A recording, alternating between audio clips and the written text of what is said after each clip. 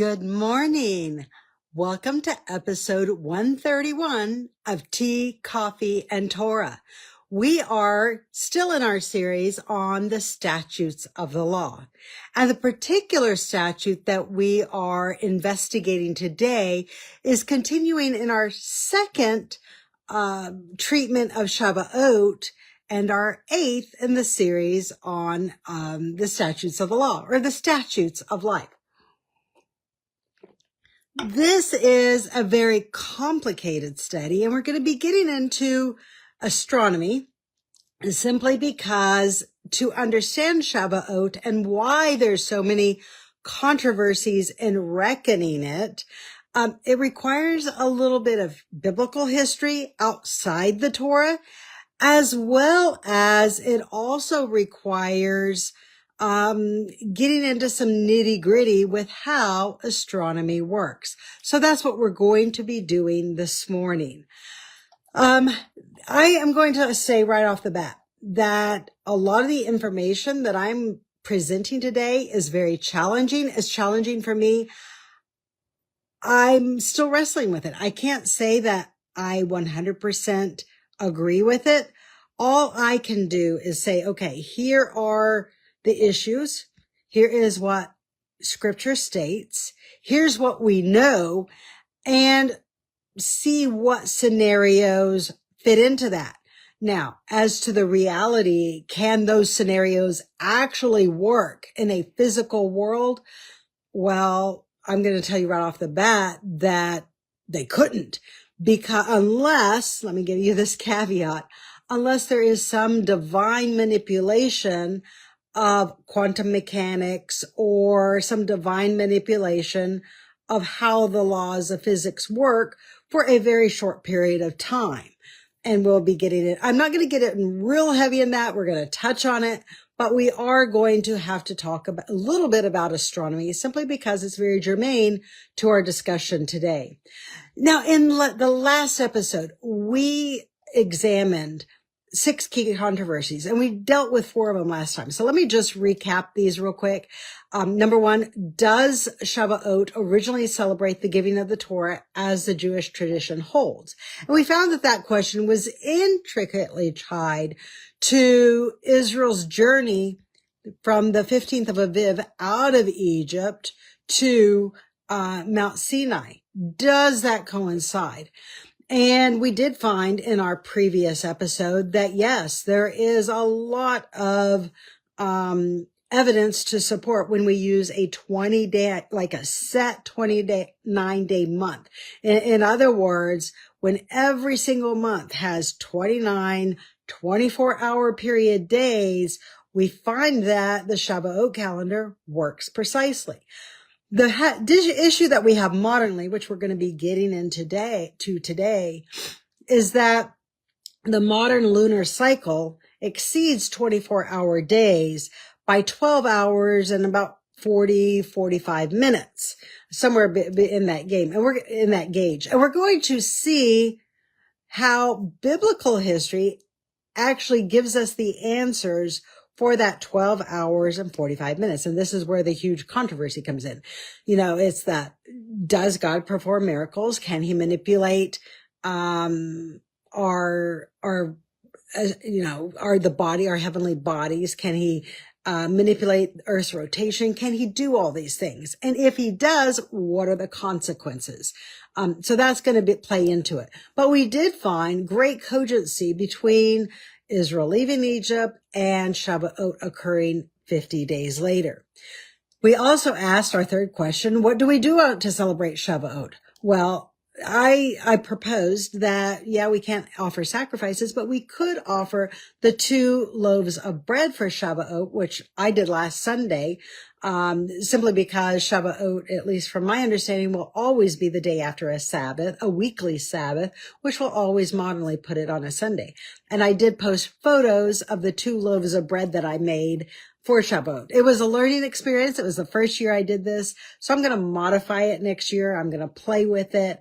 And I may actually write a book on Shavuot and have that have that in there along with a recipe. Because it does no good for us to just do this as a academic investigation or a study if we're supposed to live it. So if the Torah, for me, I love the investigation, I love the academic, the scholarly side of it. But the bottom line is it needs to have some relevance. It needs to be able to apply to our daily lives. And because we're in diaspora, that does present a challenge. So then the question is, how do we bridge that? What can we do today? And I do find that those 2 loaves, which likely represent the 2 tablets of the covenant given to Moses out in Sinai, are something that's very relevant and something that we can do as a memorial today to the giving of the covenant. I mean, how could you not? I mean, the covenant defined Israel's history. The covenant was the single most document by which Yahweh judged Israel, by which Yahweh blessed Israel. It enabled all of Yahweh's blessings by following it. So how would you not have a day as a memorial to celebrate that event so that it never falls out of your children's collective memory, out of the collective memory of your society. So that way your children, your children's children, 10, 8, 15 generations later, 20 generations later, will still remember that event and go, oh yeah, we have a covenant and we celebrate it. So it keeps it very relevant by celebrating the giving of the covenant every single year. And we did find that there was, again, that 50 days to Mount Sinai. The other thing that we found is that Deuteronomy looks not just from the past, but also forward to the future. And we also talked about how Deuteronomy adds a layer of complexity to Shavuot, where it isn't just celebrating the giving of the Torah, kind of, that daily bread, the spiritual bread, the bread of the soul that the Torah gives, but it also celebrates the harvest that Yahweh provides, the harvest that Yahweh blesses you with, because you kept the covenant.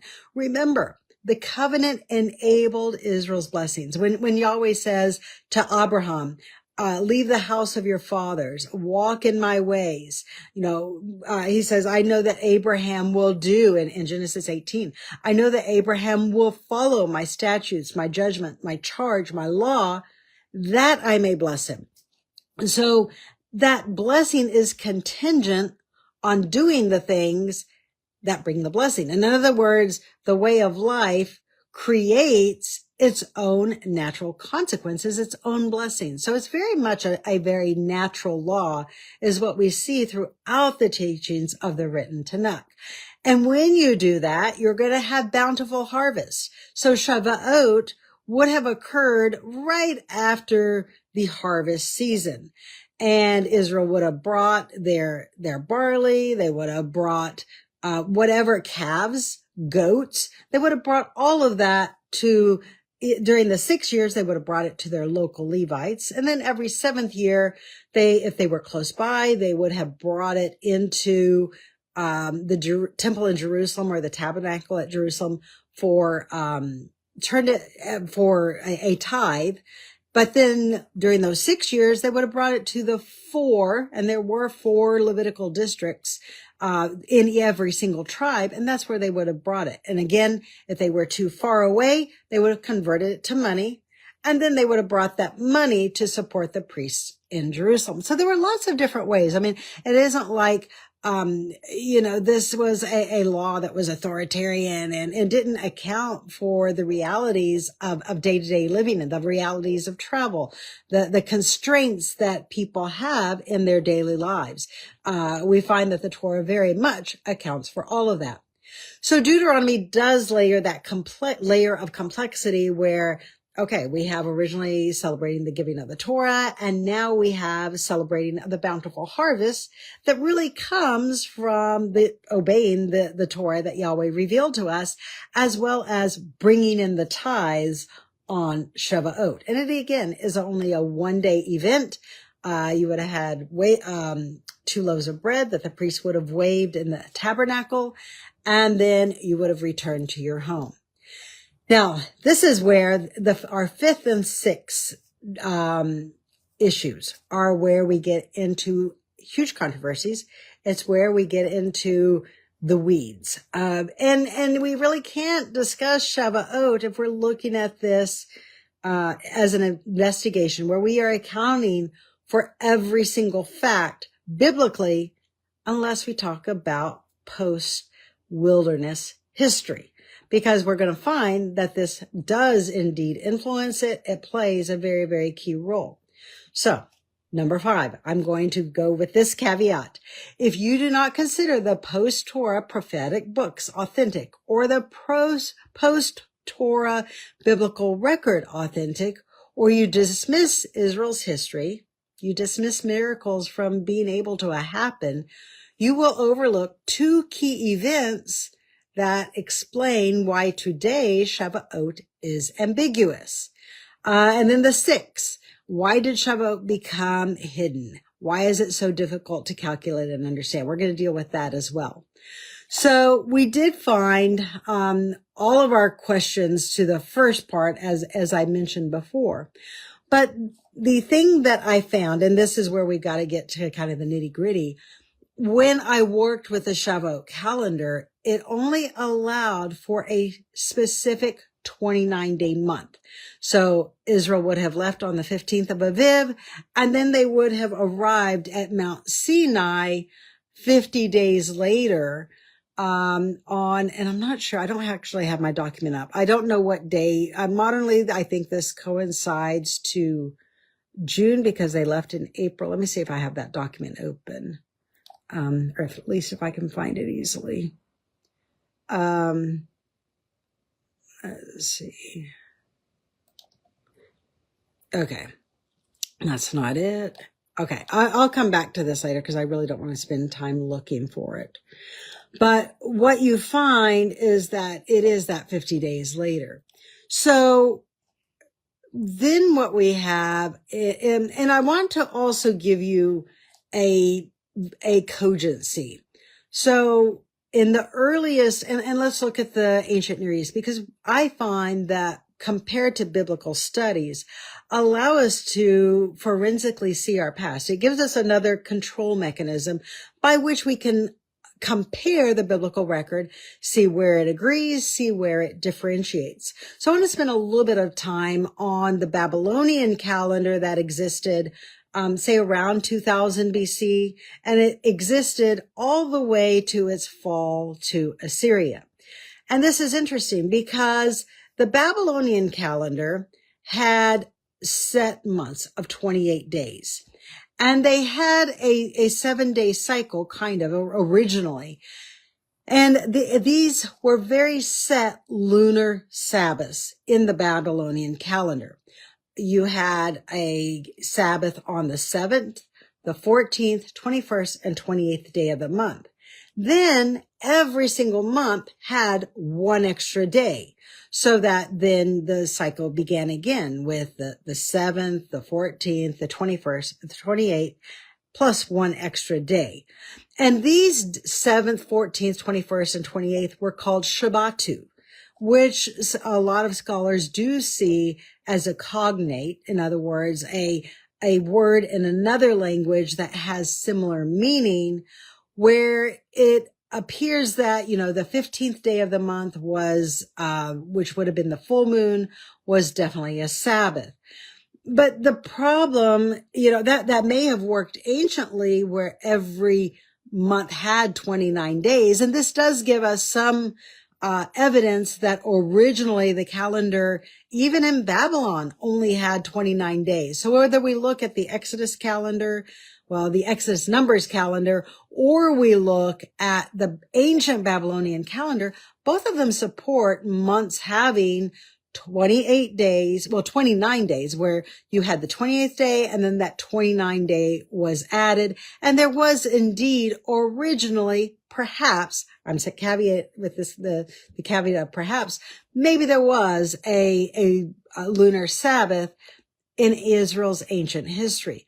But very soon, shortly after the Exodus, probably within 2 years after the Exodus, this becomes impossible, and we're going to find out why. Now, I also want to show another caveat, a differentiation between Israel and Babylon. For Israel, their holy day or their Shabbat were more of a bad omen than what they were a joyful, restful celebration in Israel's history. So we see some distinction in philosophically how those days were approached and how they were understood. And let me just say too, if you're interested in studying these ideas, there are some books you can get.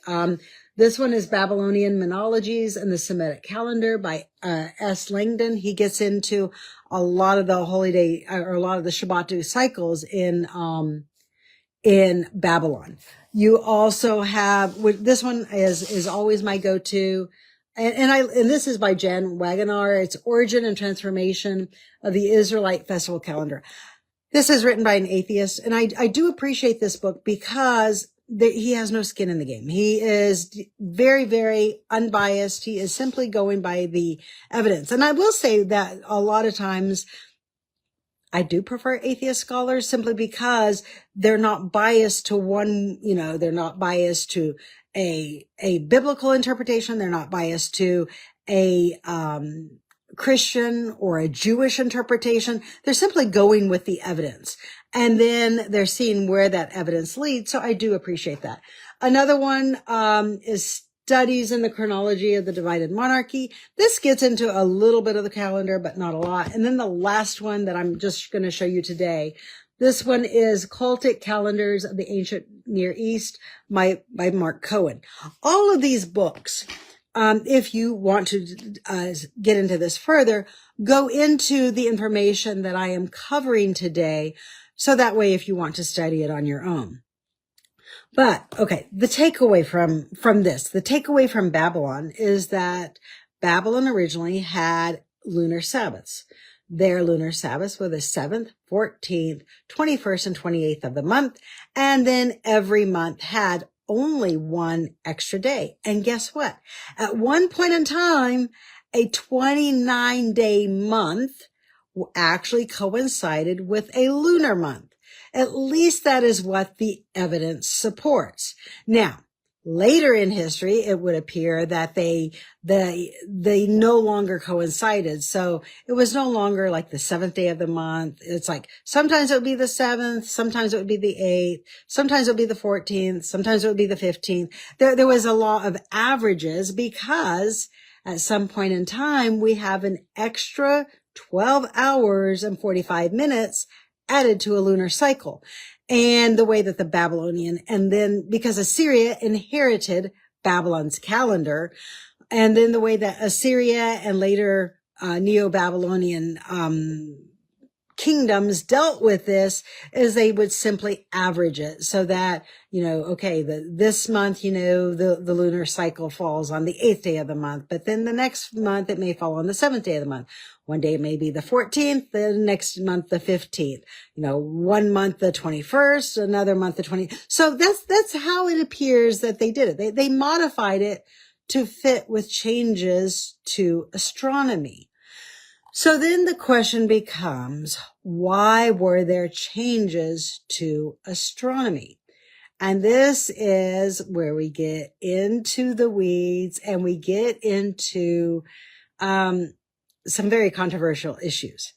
And it's also where if we don't take history outside of the Torah seriously, if we dismiss miracles, then we will overlook what may very well provide the answer to these questions.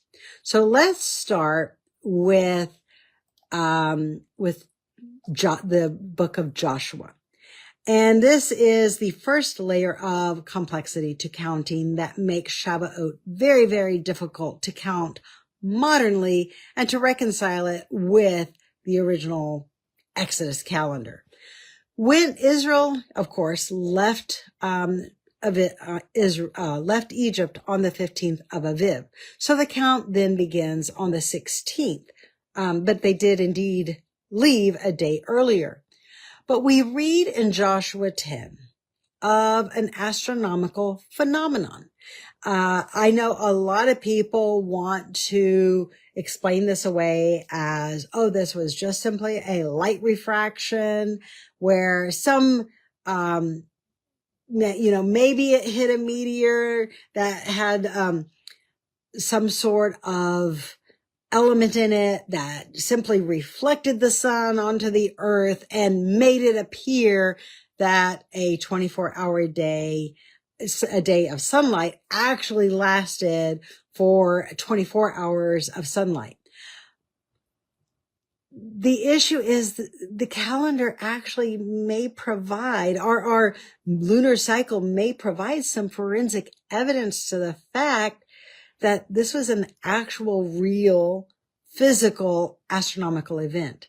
So let me read Joshua 10, verses 7 through 16. It says, "So Joshua ascended from Gilgal, he and the people of war with him, and all the mighty men of valor.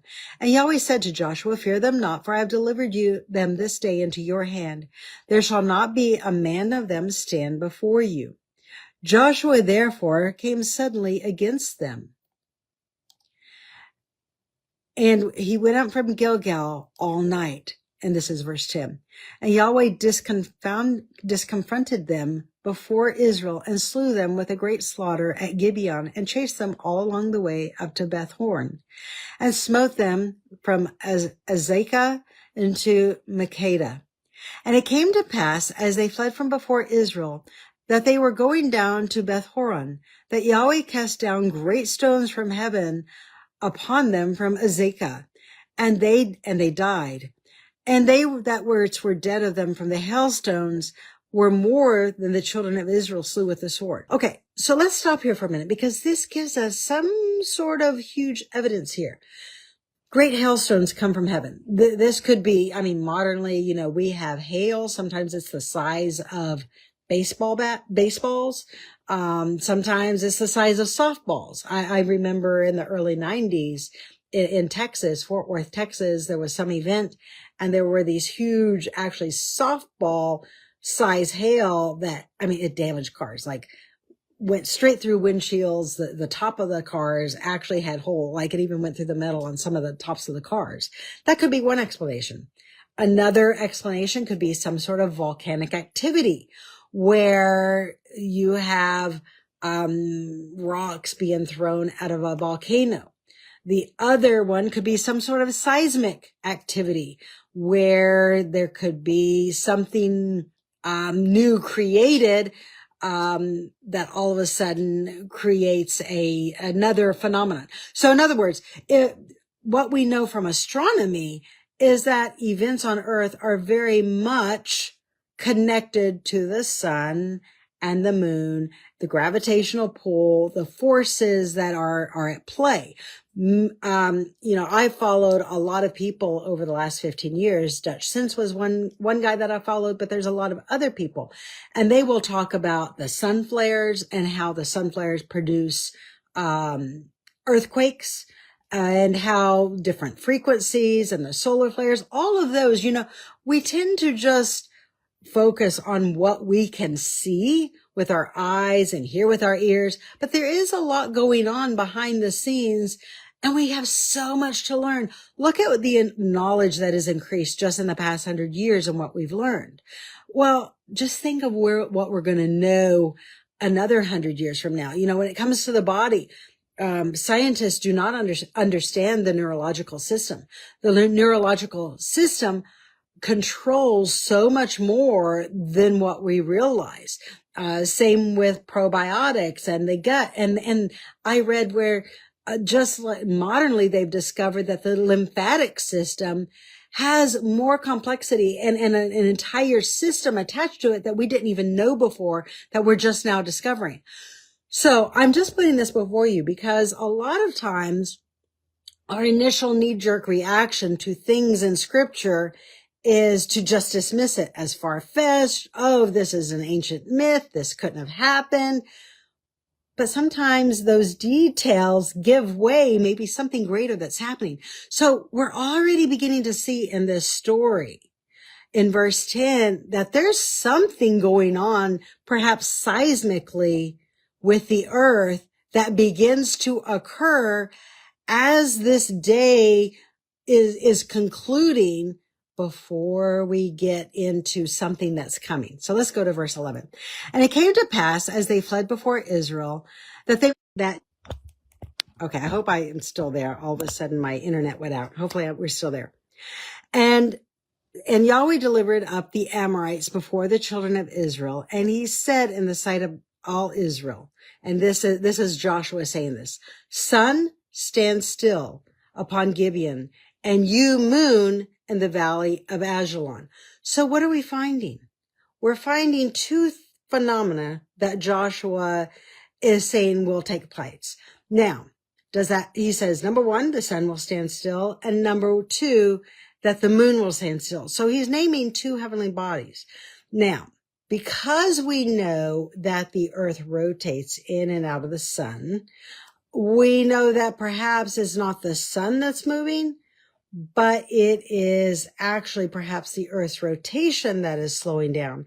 And we know that the sun and the moon and the earth really have a great symbiosis, because as a satellite, the moon and the gravitational pull are very much tied. So this is a lengthening of a lunar cycle. It is a lengthening of a day for one period. And what we're going to find is that this is exactly a 12-hour period. So the sun and the moon, at least visually, the sun will appear to remain in orbit at the exact same spot. It doesn't move relative to Earth. And then the moon also stays still and does not move relative to Earth. Verse 13, and the sun stood still and the moon stayed, and the people had avenged themselves upon their enemies. And there is a book referencing the book of Jasher. It is my opinion that this reference is very, very late. It was inserted during the Second Temple period, because when you read the book of Jasher, at least the only one that has survived that we have modernly, there are many, many problems with that. There's problems with the chronology. There's problems with the history. There's a lot of other issues. Could it contain some sort of historical memory in it? Yes, but it's so convoluted that it should not have made the biblical canon. That's just my caveat. Maybe we'll discuss that separately at a later date. Continuing in verse 13. So the sun stood still in the midst of heaven and hastened not to go down about the whole day. And there was no day like it before it or afterwards, where Yahweh listened to the voice of a man, for Yahweh fought for Israel. And Joshua returned with him and Israel with him to the camp at Gilgal. And the kings fled and hid themselves in the cave at Makkedah. And then it goes on to describe the 5 kings that hid and how Joshua dealt with them. But let's come back.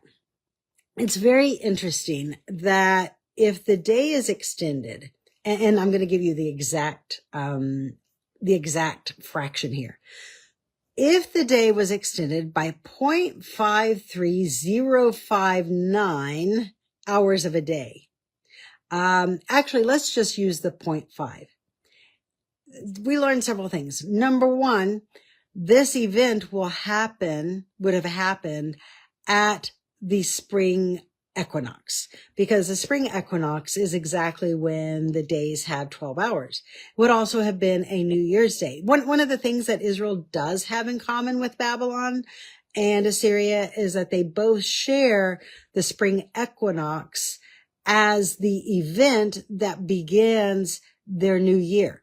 Now, with the caveat that the new year did not actually begin until the first new moon after the equinox, so that you had some extra days at the end of the year, of the previous year, just because it fluctuated every year. You know, one year it may, like this year was such a rare event because the equinox and the new moon day coincided. It was a judgment call. You could have added an extra month this year because they were so close. And in biblical Israel, or a restored Israel, the Levites, your high priest, would have made that judgment call as to whether or not it began on I think it was, I'm going by memory, the 21st of March, began that equinox, and then the next day was the new moon. And then 14 days later, on April 5th, we had the first day of Pesach. So there was this judgment call where it actually could have gone a whole nother month and been celebrated a month later. But that was something that Israel had in common with Babylon and Assyria, is that their new moons, or rather their new years, functioned very much the same. So if this day, Joshua's long day, occurs on this equinox, and if the day is increased by 0.5, let's just stick with 0.5 of a day, that increases it by 12 hours. This means that the lunar cycle is increased by 12 hours because, either the sun is standing still or the earth is stopping its rotation. And all of these are going to produce, and this is where most people view this as very far-fetched, because the effect on earth of this would have been catastrophic tsunamis, hurricanes, events where, there's seismic activity. And we do find something, and you are seeing more conversations within archaeologists discussing this, because water archaeology is now becoming its own division and its own scientific endeavor. But one thing that we do find is that in ancient history, at least maybe once or twice, somewhere maybe around 1500 BCE, and then maybe again a little bit later around 500 BCE, we do find evidence of 30, 40 prosperous cities that just sunk 30, 40 feet into the ocean. There's vast complexes of pyramids that were thriving cities, whether we look in Mesopotamia, whether we look even in the Incas off of South America and Central America. We find these cities that are all of a sudden, most of them are all sunk between 30, 40 feet of water. But at one point in time, they were above water and they were thriving civilizations. And with the modern invention of LADAR, people are able to use satellite images to go and find all of these cities that are underwater. Again, you can see roads, you can see houses, you can see a lot of them again had pyramid complexes, and they had temples. So the question is, what event caused this massive change? And scholars don't have an answer for this. Could it have been Joshua's long day? That is one possible theory. Would there have been massive tsunamis, massive earthquakes? Well, that obviously would have had to have occurred in order for this event to have taken place, because the only way you can have an effect where the sun stands still is one of two ways. Either the earth is going to move forward in its orbit around the sun, or the sun, the rotation of the sun is going to slow. I'm sorry, the rotation of the earth as it goes in and out of the sun is going to slow down. And I'll get into some other controversies regarding that in a minute. I want to explore what we see with the day first, and why the lunar cycle is no longer the same as the day. So now, after Joshua's long day, what is going to be the effect on the calendar? Well, now you're going to find that every single month is 29 days plus half a day. So all of a sudden for Babylon, their lunar cycle of 7, 14, 21, 28 plus an extra day is no longer going to work. They're going to have to start adding in a quarter of, if you divide your lunar phases into 4, you're going to have to take that 12 hours and divide it between your 4 Shabbatu, so that, then this again is where I said previously, it won't always be the 7th, 14th, 21st, or 28th. They're going to, one will be here, one will be there, just to account for that extra half day that the lunar cycle is now extending to. So now this is going to create the next question.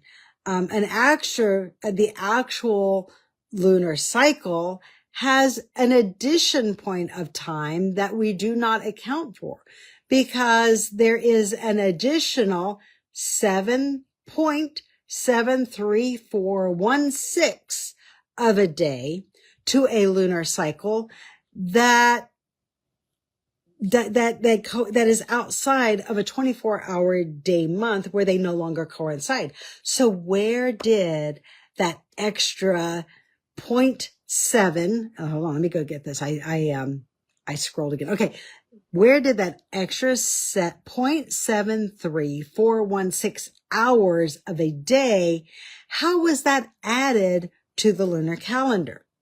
Well, there is another miracle that is recorded in Israel's history that actually answers this question. So right around 705 BCE, Hezekiah is sick unto death, and he asks for an extended life time, and Yahweh grants it to him through Isaiah. Isaiah gives him a sign. And let's read this together. This is going to be 2 Kings 20. 8 through 11.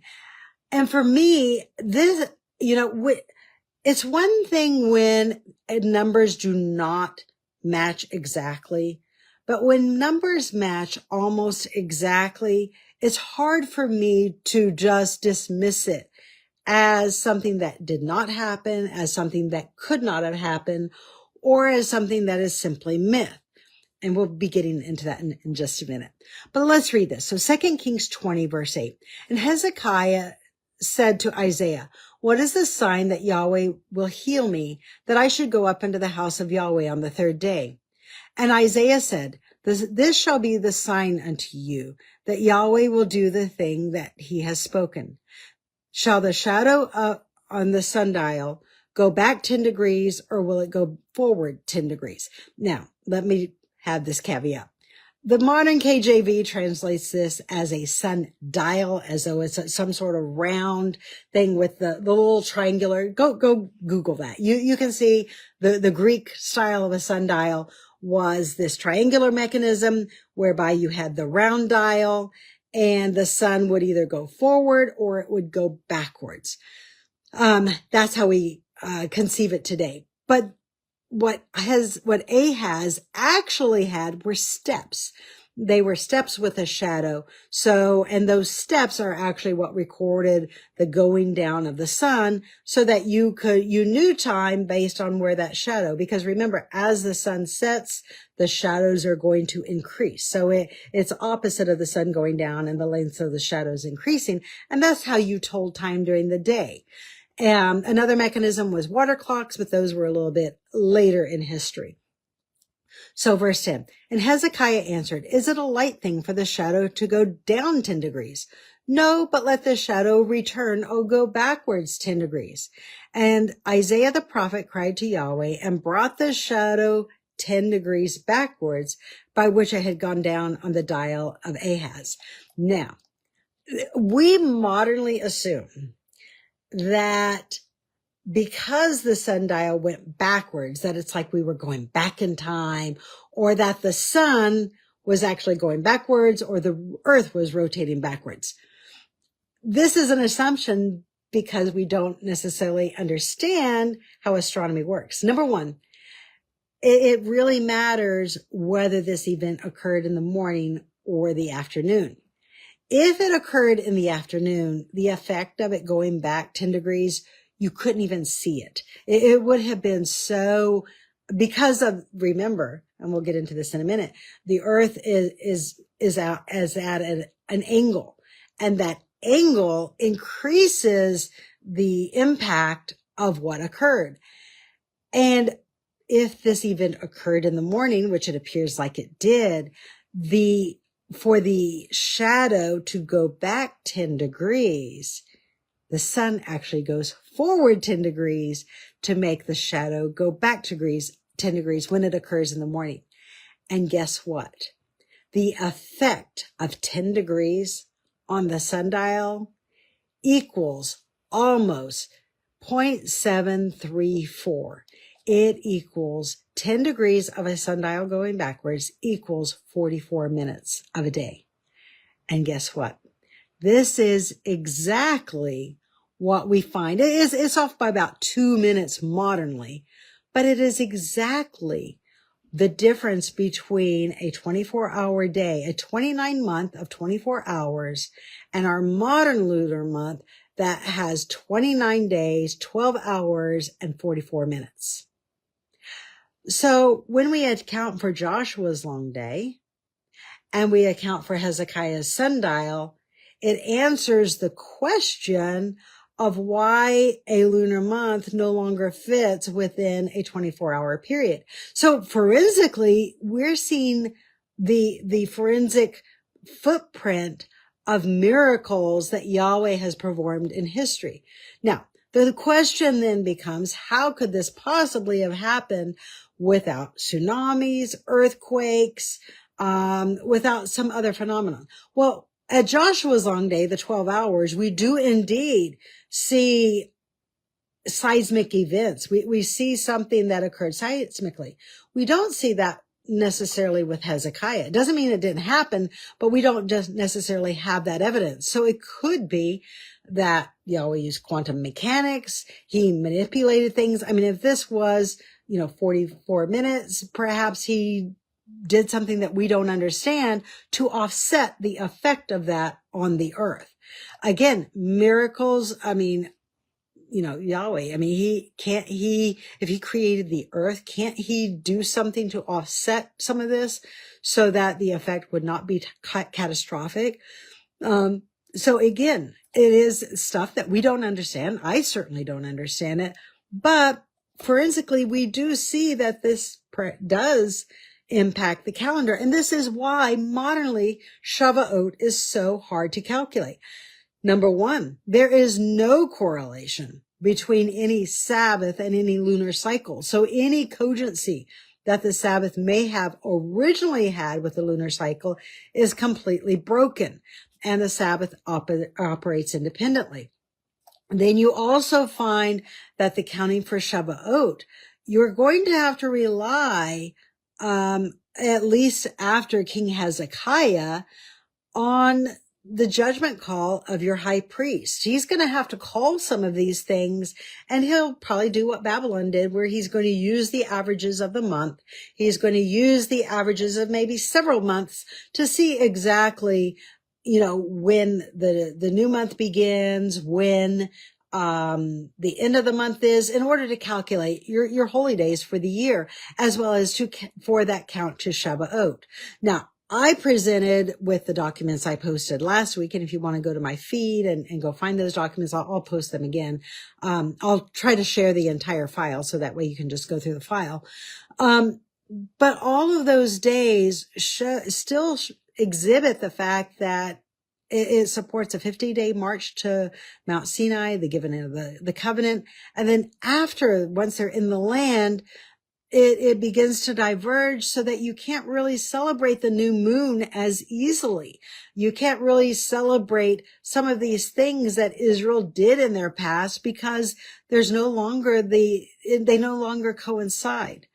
So then the question then becomes why? Why did this occur? And I want to take this in context, because I see a lot of people just focusing on a few verses and taking everything completely out of context without focusing on the subject matter, the intent, the content of the entire chapter. So turn with me, if you will, to Hosea 2, verses 8 through 10. And here we have Hosea, who is criticizing Israel for her paganism. And I'm also going to encourage you. Yesterday, I shared Scott Stripling, who is at Shiloh. They are doing the excavations there. And remember, Jeremiah talked about Yahweh destroying Shiloh for their idolatry. Because they had fallen so far away from him, Yahweh destroyed the tabernacle that existed at Shiloh. Well, Dr. Stripling points out that on one of the hills by Shiloh, they actually have archaeological evidence of a shrine there where Israel was worshiping Ashtoreth. And I'm going to come back to something they discovered at this in just a minute, but do go see that. It's where he's standing next to some stone structures. It's about, I think, maybe an 8-minute video, but it's just jam-packed full of information. Very much worth watching. And, but notice how we have Shiloh, the evidence for the tabernacle at Shiloh, and then this evidence for this pagan shrine not too far away from Shiloh during the Judges period. So this is what Hosea 2:8-10 states. Speaking of Israel, for Israel did not know that I gave her corn, wine, oil, and multiplied her silver and gold, which they prepared for Baal. So here's Yahweh giving Israel her blessings because Israel is obeying the covenant. She's walking in the way of Yahweh and she's receiving the blessings of that. But she's not giving Yahweh the credit for her blessings. She's given a pagan god, and something Israel would do like for the next 3,500 years, even to our modern era. Though it's Yahweh's blessings, we habitually want to credit anybody other than the Creator. Verse 9, therefore I will return and take away my corn its time thereof. I will take away my wine in its season. I will recover my wool and my flax, giving to them to cover their nakedness. And I will now discover her lewdness in the sight of her lovers, and none shall deliver her out of my hand. So the context of this is that, especially say for Shavuot, here's Yahweh giving Israel a bountiful spring. Israel's having bountiful harvest. She's having, your oil. This is going to be in the fall. So your oil is harvested in the fall with Sukkot. And when your olives come in, and then your oil is stored and it's pressed. And then, I think maybe the oil does come in the spring, but it's a process that begins in the fall. So, and then because you have all of these agricultural products, you do sell them, you trade them for silver and gold. But Israel isn't claiming, she's not giving these to Yahweh and saying, okay, this is Shavuot. Thank you, Yahweh. Let me do this wave offering. Thank you for the covenant. Thank you for blessing me. No, they're giving these the blessings to Baal. They're giving it to Ashtoreth, and they're dedicating the blessings that the covenant afforded them to a pagan god. So they're breaking that very first and second commandment. Now, I want to also do take note of this. Yahweh is saying he's going to take these away from her. This is going to happen historically in several ways. Number one, she'll be in diaspora where she cannot celebrate these. She'll be living underneath a foreign system where it's very hard to celebrate Sabbath. It's very hard to celebrate Shavuot. It's very hard to keep the system in a foreign land that has its own system that you had to follow. But is this saying that there's something intrinsically wrong with having corn, or in this, that's really grain, and having grain, wine, oil, silver, or gold? Is Yahweh's criticism saying that there's something wrong with making clothing from flax? He says, I will take away my wool and my flax from her. Is there something wrong with wool and flax? Is there something wrong with using those agricultural products to make clothing? Is there something inherently wrong with these products? I mean, if we don't have food, we're going to starve. So is Yahweh really saying that the problem are the products, or is the problem the way that Israel uses them? And because she uses them for idolatry, that is the problem. And I ask this question because the next verses are often taken out of context. So go to Hosea 2:11. I will cause all her myrrh to cease, her feast days, her new moons, and her Sabbaths, and all of her solemn feasts. Actually, it should be joyful feasts. So Yahweh's criticism of this Is he criticizing the feast days because there was something inherently wrong with the feast days that we have that he gave in the Torah? Or is it because Israel is doing two things? Number one, on Yahweh's holy days, on Yahweh's days that he gave Israel to remember him, they're not remembering Yahweh, they're remembering foreign gods. Or when they do remember Yahweh, they're mixing him with the worship of Baal and Asherah so that Yahweh does not stand out as monotheistic, as the only deity. They are putting other deities beside Yahweh. So does that cause the pollution, or is the pollution the inherently wrong with the Sabbaths, new moons, and feast days? If we say that there's something inherently wrong with the feast days, the new moons, the Sabbath, and the joyful days, then we also have to say, by the same token, that there's something inherently wrong with having agricultural products, with using flax and other agricultural products to produce clothing, and we should just all go around naked. So we have to use the same standard for both of these verses and take them all in context. Because we find when we look at Isaiah 1 through 13 through 15, he repeats Hosea's consternation. He admonishes Israel and he criticizes Israel for the exact same thing, but he provides another layer of understanding for this. So turn to Isaiah 1, 13 through 15. Here Isaiah says, bring no more vain oblations. Incense is an abomination to me. Your new moons, your Sabbaths, your calling of assemblies, I cannot with it. It is iniquity, even the solemn meeting. So how does something that Yahweh give become iniquity? Well, as Hosea says, they are not worshiping Yahweh on these days, but they're either worshiping Baal on these days or worshiping Yahweh with Baal. Yes, it turns from being something that's sacred to Yahweh to being a source of iniquity because you're engaging in idolatry on that day. So if it becomes a source of idolatry, then yes, it becomes an abomination and it becomes a source of iniquity. So verse 14, your new moons, your appointed days, my soul hates. They are trouble to me. I am weary of them. Why? Because Israel is polluting of them. And here's the big caveat. Verse 15, and when you spread your hands and I will hide my eyes from you. When you make many prayers to me, I will not hear them because your hands are full of blood.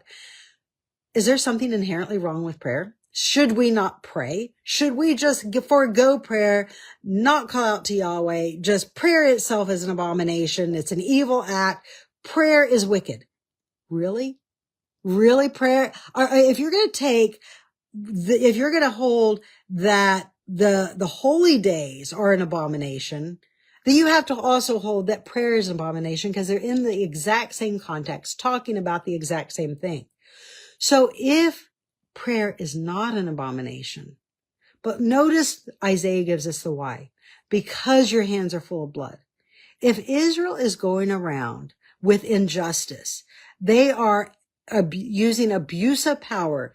They're using eminent domain, just like Ahab did, where he killed Naboth and grabbed Naboth's vineyard, where they use the rule of law to confiscate their neighbor's property. When they use it for abuse and innocent lives are being lost, or when justice fails and the land is full of blood, when murder occurs and society ignores it so that people's hands become full of blood, they've missed the entire meaning of the entire law. Because what is the commandment? You shall not murder. You shall not commit theft. If Israel is doing these things and then they're praying to Yahweh, why should he hear them? I mean, how could you listen to somebody who is committing all of this wickedness and worshiping other gods on your holy day? Why would Yahweh listen to them? So the problem is not the holy days. The problem is the idolatry and the injustice that is occurring on the land. But because Israel has despised Yahweh's Sabbaths. Because Israel has despised all these things, yes, Yahweh does take it away from them. He takes it away from them by making the day no longer match the lunar month. He takes it away from them by putting them in Babylon, Assyria, and Egypt, where these weekly Sabbath, the weekly cycles no longer coincide to something where a weekly Sabbath is easy to observe, where the holy days are no longer easy to observe, or where there are competing days that compete with those holy days. I mean, modernly we have Easter that competes with it. We have Christmas that competes with it. We have even Halloween, sometimes competes with some of the holy days. So all of these pagan systems make it very difficult to reckon. And then we have, where it doesn't exactly fit in a 29, lunar cycle, 24-hour day. Or day month. So that makes it difficult, where we actually do need a high priest to make some of these judgment calls. So all of these are layers of complexity that affect Shavuot. And this is why Shavuot is the most difficult day to reckon. But it doesn't mean that it's a bad holy day just because the prophets criticize it. They criticize it because Israel is not. And let me go back to what Scott Stripling said, Dr. Stripling. He said that on that hill beside Shiloh, where they're talking to Inanna, it also talks about at Starte, Ashtaroth. It talks about votive offerings. It talks about attributing her with the reason Israel has a bountiful harvest, and attributing her and Israel bringing, likely at Shavuot, their offerings to Ashtaroth. So if Israel is bringing her, maybe they go, on Shavuot, they give part of it to Yahweh, and then they're going to go give part to Ashtaroth and part to Baal. I mean, you're just kind of covering your bases, and you are worshiping every god under the sun. There is no distinction. There is no monotheism. So yes, those very holy days do indeed become a source of pollution when you ignore the very first and second commandments of having no other gods. So I hope this provides a overview. I hope it gives you some greater depth and understanding. It doesn't necessarily revolve the controversies with how those two miracles, the miracle of a 12-hour day and the miracle of another 45 minutes being added to the day. We can see it in that lunar cycle, but it doesn't tell us how it happened or answer how it could not have been catastrophic to the earth. So I leave you with those questions. Maybe astronomy and science will progress in the future where we can have those questions answered, or maybe Yahweh himself will reveal that to us at a later date. But leave you hanging with those. Thank you so much for joining me. I have enjoyed this discussion. I've enjoyed this study. Next teaching, we will get back into the statutes of life. We'll get into those for a few before we embark on our new series. Thank you so much for joining me from my home to yours. Shalom.